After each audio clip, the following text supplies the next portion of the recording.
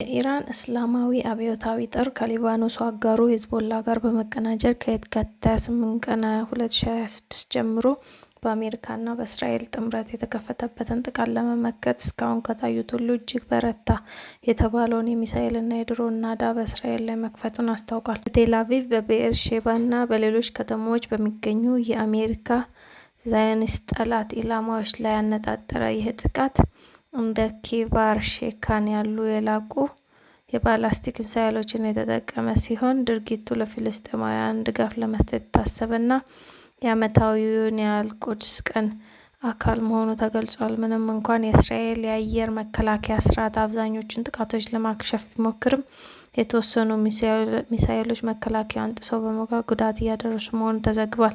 በአሜሪካና በእስራኤል የተጀመረው መጠነ ሰፊ ጦርነት ተከትሎ አሜሪካ ቢ-2 ቦምበር ጣይ አውሮፕላኖችንና 2000 ፓውንድ የሚመዝኑ ምሽግ ሰባሪ ቦምቦችን በመጠቀም ተደጋጋሚ ጥቃት ብታደርስም ኢራን ከኢራቅ ድንበር አቅራቢያ በሚገኙ ትልቅ የመሬት ውስጥ ስፍራዎች ሚሳኤል መተኮሷን መቀጠሏ ተዘግቧል። ሚሳኤል ከተሞች በመባል የሚታወቀው እነዚህ እጅግ ጥብቅና ጥልቅ የሆኑ የመሬት ውስጥ ምሽጎች አሜሪካ ሰባሪ መሳሪያዎችን ተጠቅማ ኢላማ ካደረገቻቸው በኋላም አሁንም ንቁ ሆኖ መቀጠላቸውና ጥቃቱን ማቋቋም መቻላቸው መረጃ ያሳያል። የአሜሪካ የስለላ ተቋማት ኢራን ያላትን የቀሪ ዩራኒየም ክምችት ኤክስተራራ ወደ ተባለና እጅግ ጥልቅ በሆነ መሬት ውስጥ ወደ ተደበቀ ምሽግ ማዛወሯን ገልጸዋል። ይህ ምሽግ በማንኛውም የአሜሪካ ምሽግ ሰባሪ ቦምቦች ሊበላሽ የማይችልና እጅግ ጥብቅ የሆነ ስፍራ እንደሆነ እየተገለጸ ሲሆን ይህም የኢራን የኒውክሌር መርሃ ግብር ከውጭ ጥቃቶች ለመከላከል የታለመ ስትራቴጂያዊ እርምጃ ተደርጎ ተወስዷል። የአሜሪካ ጦር ሚኒስትር ዳን ድሪስኮል እንደገለጹት አሜሪካ የኢራንን የድሮን ጥቃቶች ለመከላከል 10,000 የሚሆኑ ሜሮቭስ የተሰኙ ኢንተርሴፕተር ድሮኖችን ወደ መካከለኛው ምስራቅ አሰማርታለች። እነዚህ በዩክሬን ጦርነት ውጤታማነታቸው የተረጋገጠ ድሮኖች በአርቲፊሻል ኢንተለጀንስ የታገዙ በመሆናቸው የጠላትን ድሮኖች በራሳቸው ለይተው የማጥፋት ብቃት ያላቸው ሲሆን በአሜሪካ እስራኤል እና ኢራን ጦርነት በተጀመረ በ5ኛው ቀን ውስጥ ወደ ቀጠናው መላካቸው ተገልጿል። ዶናልድ ትራምፕ በሚቀጥለው ሳምንት በኢራን ላይ ጠንካራ እርምጃ እንደሚወስዱ ካስተላለፉት ማስጠንቀቂያ ጋር ተያይዞ ዛሬ 3 ተጨማሪ የአሜሪካ ቢ-52 ስትራቴጂክ ቦምብ ጣይ አውሮፕላኖች በብሪታንያ ራዘርፎርድ አየር ማረፊያ ደርሰዋል። በአሁኑ ወቅት በዚህ ጦር ሰፈር ውስጥ 6 ቢ-52 እና 12 ቢ-1 ቦምብ ጣይ አውሮፕላኖች የሚገኙ ሲሆን ይህም አሜሪካ በኢራን ላይ የጀመረችውን ኦፕሬሽን ኤፒክ ፊውሪ የተሰኘውን ወታደራዊ ዘመቻ የአየር ኃይል አቅም በእጅጉ የሚያጠናክረው እንደሆነ ተገልጿል። የአሜሪካ የመከላከያ ሚኒስቴር ፔንታገን በዎል ስትሪት ጆርናል በኩል ባወጣው አስቸኳይ መረጃ 13 የአሜሪካ ወታደሮች መገደላቸውን ተከትሎ ወደ 2500 የሚጠጉ የባህር ኃይል ወታደሮች ማሪንስ የያዘውን ፈጣን ምላሽ ሰጪ በባህር ላይ የተጫነ የጦር ኃይል ወደ መካከለኛው ምስራቅ እንዲሰማራ ፈቀደ።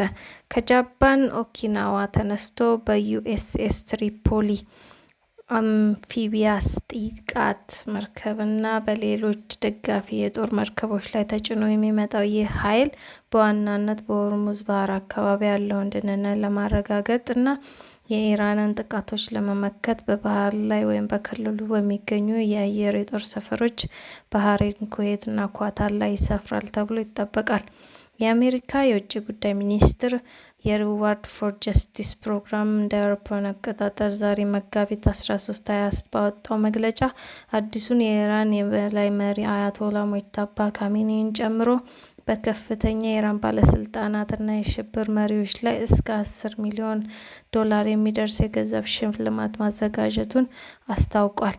ይህ በዲፕሎማሲያዊ ጥበቃ አገልግሎት የሚመራው መርሃ ግብር ሽልማቱ እንደ አሊ አስጋር ሂጃዚ፣ አሊ ላርጃኒ፣ የደህንነት ሚኒስትሩ ኢስማኤል ሀቲብ እና የሀገር ውስጥ ጉዳይ ሚኒስትሩ እስካንዳር ሞመኒ ያሉ ግለሰቦችን የሚመለከት ሲሆን እነዚህ አመራሮች በአሜሪካ የሽብር ድርጅት ተብሎ በተፈረጀው ኢራን እስላማዊ አብዮታዊ ጦር ውስጥ በመሆን የዓለም አቀፍ የሽብር ጥቃቶችን ያደራጃሉ በሚል ይወነጅላል።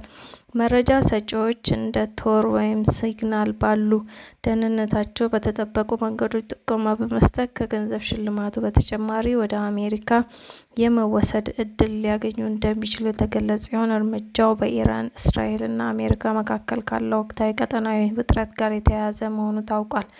በኢራን የሚንቀሳቀሱና በኢራን የሚደገፉ ሚሊሻዎች በተለይም የኢራቅ እስላማዊ ተቃውሞ የተባለው ቡድን የአሜሪካ ወታደራዊ መሪዎችን ወይም የደህንነት ባለስልጣናትን መገኛ ቦታ ለሚያሳውቁ ሰዎች ከፍተኛ የገንዘብ ሽልማት አቅርበዋል። እስከ 150 ሚሊዮን የኢራቅ ዲናር በግምት $115 ሚሊዮን ሊደርስ የሚችለው ሽልማት ከፍተኛ የአሜሪካ መኮንኖችን ለመያዝ ወይም እርምጃ ለመውሰድ የሚያስችል ጥቆማ ለሚሰጡ ግለሰቦች እንደሚሰጥ የተገለጸ ሲሆን ይህም በክልሉ በአሜሪካ ሰራተኞች ላይ ያለውን ደህንነት ስጋት ይበልጥ አባብሶታል።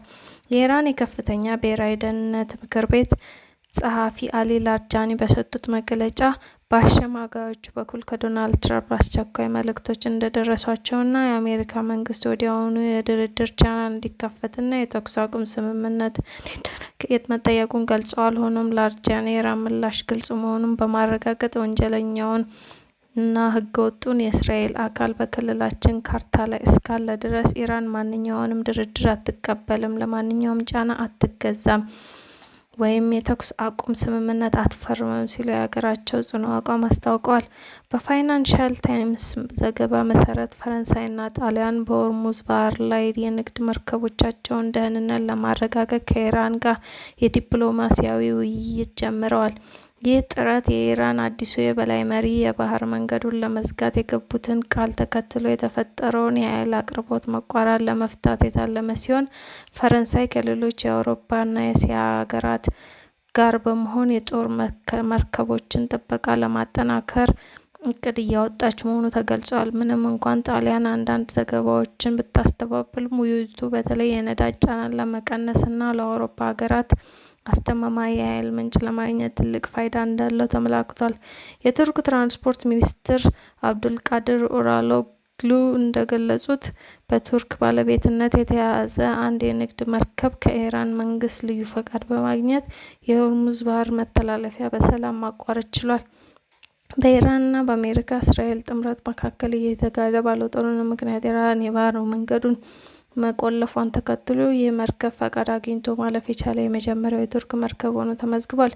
የቱርክ ፕሬዝዳንት ራጀፕ ጣይብ ኤርዶጋን በረመዳን የኢፍጣር ፕሮግራም ላይ ባደረጉት ንግግር የሀገራቸው ቀዳሚ ተግባር ቱርክን በአሜሪካ በእስራኤልና በኢራን መካከል ከተቀሰቀሰው የእሳት ጉድጓድ ወይም ጦርነት ርቆ ማቆየት መሆኑን ገልጸዋል። ምንም እንኳን የጦርነቱ ውጥረት ወደ ቱርክ ድንበሮች ቢቃረብም አንካራ በግጭቱ ውስጥ እንደማትሳተፍ የገለጹት ፕሬዝዳንቱ ይሁን እንጂ ሀገራቸው ከኢራቅ አቅጣጫ የተተኮሱ ሚሳኤሎችን በአየር መከላከያ ስርዓቶች ማክሸፏንና ለማንኛውም አይነት ስጋት ዝግጁ ሆና እንደምትቆይ አጽንኦት ሰጥተዋል። በአሁኑ የአሜሪካ እስራኤልና የኢራን ጦርነት አውድ የጣሊያን ጠቅላይ ሚኒስትር ጆርጂያ ሜሎኒ መጋቢት 14 ቀን 2026 በሴኔቱ ፊት ባደረጉት ንግግር ሀገራቸው በማንኛውም ወታደራዊ ዘመቻ ውስጥ እንደማትሳተፍና በገለልተኝነት እንደምትቆም በይፋ ማስታወቃቸው ጣሊያን በግጭቱ ላለመሳተፍ የወሰኑ 7ኛው የአውሮፓ ሀገር አድርጓታል።